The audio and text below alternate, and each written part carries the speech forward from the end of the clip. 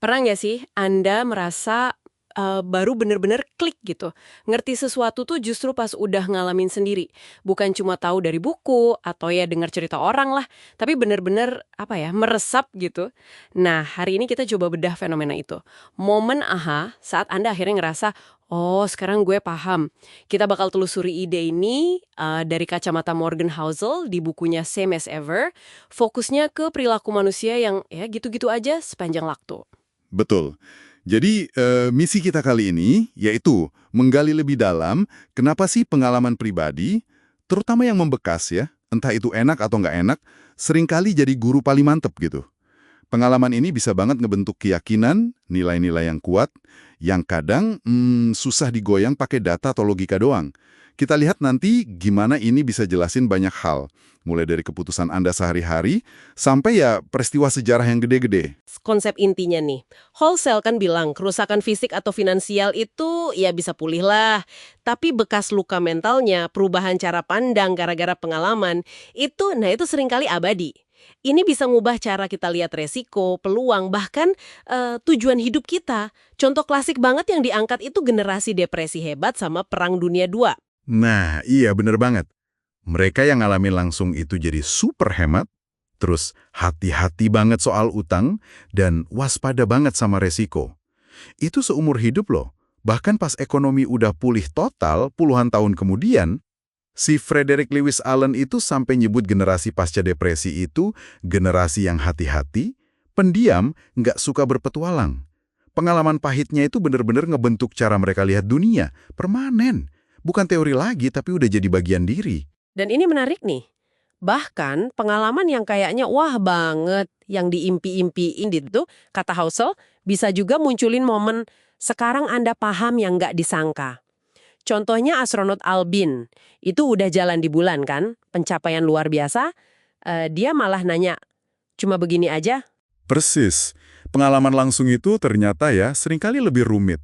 Kadang kurang heboh, atau malah beda banget dari yang kita bayangin.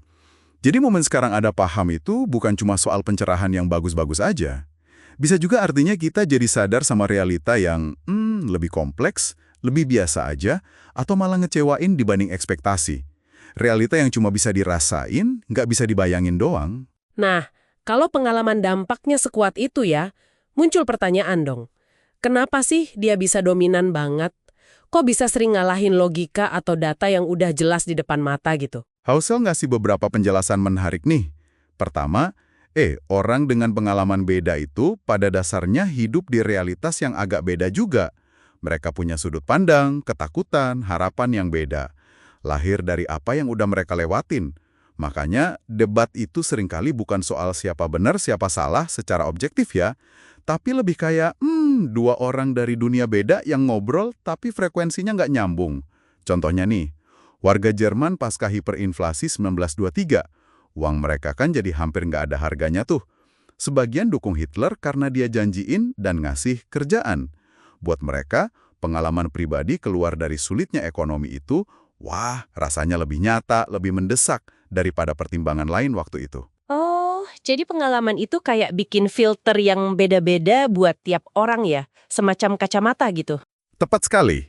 Dan ini nyambung ke poin kedua. Kekuatan insentif sama kebutuhan pribadi.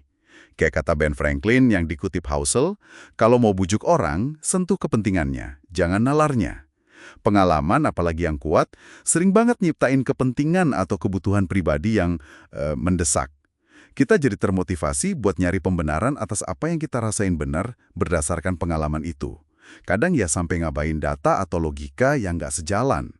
Apa yang pengen kita percayai karena pengalaman kita menuntut itu seringkali lebih kuat dari fakta. Wah, ini jelasin banget ya kenapa orang bisa kokoh banget sama pendiriannya. Walaupun dari luar kelihatan nggak logis gitu. Betul. Terakhir, ada juga ilusi retrospeksi atau hindsight bias. Kita ini cenderung ngerasa gampang banget paham kejadian masa lalu. Kenapa? Ya karena udah tahu hasilnya. Kayak, oh jelas saja pasar saham anjlok waktu itu. Atau harusnya mereka tahulah pandemi bakal separah ini. Gitu kan seringnya. Tapi buat orang yang ngalamin pas kejadiannya, masa depan itu kan penuh ketidakpastian, penuh kejutan. Nah, ngalamin langsung ketidakpastian itu, hidup dalam ragu dan harap saat itu, benar-benar beda rasanya sama menganalisis setelah semua jelas. Sulitnya kita dulu ngeramal depresi hebat atau pandemi COVID-19 sebelum kejadian, itu bukti nyata banget betapa bedanya ngalamin sama menganalisis. Jadi jelas banget ya pemahaman yang paling dalam yang bener-bener ngubah cara kita mikir dan bertindak, seringkali baru datang setelah kita melewatin sesuatu secara langsung, sendiri. Pengalaman itu kayak ngalibrasi ulang settingan internal kita deh. Cara kita nimbang resiko, imbalan, dengan cara yang nggak bisa ditiru cuma dengan baca laporan atau dengerin cerita orang. Itulah inti dari momen sekarang Anda paham itu. Bekas lukanya, pelajarannya, itu abadi sifatnya. Nah, jadi mungkin sebuah refleksi ya buat Anda para pendengar. Coba ingat-ingat deh, pengalaman spesifik apa sih dalam hidup Anda yang secara fundamental ngubah cara pandang Anda soal sesuatu? Mungkin soal kerjaan, hubungan, uang, atau soal risiko mungkin. Dan gimana pemahaman baru yang lahir dari pengalaman itu mengubah cara Anda nyikapi informasi baru? Atau mungkin cara Anda memahami orang lain yang latar belakang dan pengalaman hidupnya beda banget sama Anda. Dan ya sebagai pemikiran penutup nih, yang juga disinggung di akhir sumber kita, kalau kita ingat betapa dalamnya pengaruh pengalaman pribadi ngebentuk keyakinan kita masing-masing, seberapa jauh sih kita sebenarnya bisa benar-benar memahami, bukan cuma tahu ya, tapi memahami situasi atau perspektif orang lain, yang dunianya, pengalamannya itu beda banget dari kita.